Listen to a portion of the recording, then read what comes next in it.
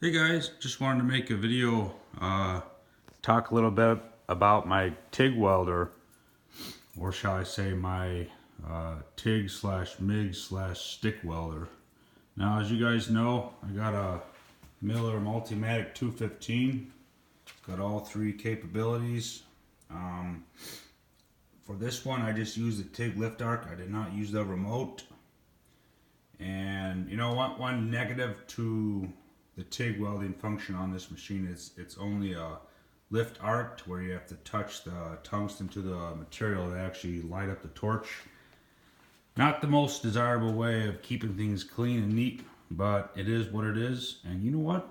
For a home shop, it turned out pretty good. Now, I was thinking about where should I do the welding at, and when it came down to it, I saw this big vise sitting right next to the water. I'm like, let's put two and two together. And with this vise being chest high, it makes it good to keep your elbows in and your hands up, so you can get a lot steadier hold on the torch and control compared to being in some type of weird position. So yeah, it turned out really well. Let's get a closer look. Yeah, I could use more practice, no doubt about that. But all in all, I'm really liking where this is heading as far as a setup to do more TIG welding. Now, with this vise, okay, so I have the wooden jaws in there still. It's probably not the best thing to have when you're dealing with welding and hot temperatures, but let's see. Almost looks like it's starting to get a little warm right there too. But anyway, I just left the wooden jaws in there. I just put the ground onto the piece itself. It worked out just fine. So let's see. Here's the settings that I used. 3/32 tungsten rod, and then a 1/8 inch. Let's see if I can get a better, kind of blurry actually. 1/8 inch material thickness. So I think the tubing is an 1/8. I think this angle is 1/4.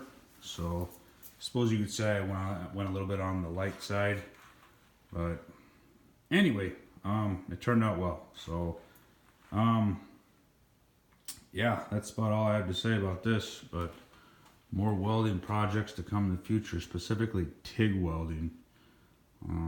Up until this point, I just used my MIG welder, and it works great. I like it. But TIG, there's something unique and almost artful about TIG that, you know, it's also a very relaxing thing, believe it or not. But anyway, all right. Here's all the other little things I used.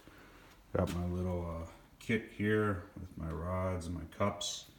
Got some magnets that I held everything in place until I got the tack welds in. Love this helmet. This is the one I've used ever since I started using this welder at home here, and I just really like it. I really do. It also fits my head nice too. And I know every head out there is shaped differently, but this one it just feels good. It works good. So yeah, got to use my TIG welding gloves from Harbor Freight, no Vulcans. You gotta have a pair of these to trim your filler rod. So, and love this tool right here. It's all about keeping things square, checking things for squareness. So, all right, with that, let's take one last look. There she is. Like I say, more welding projects to come in the future. I'll catch you guys later.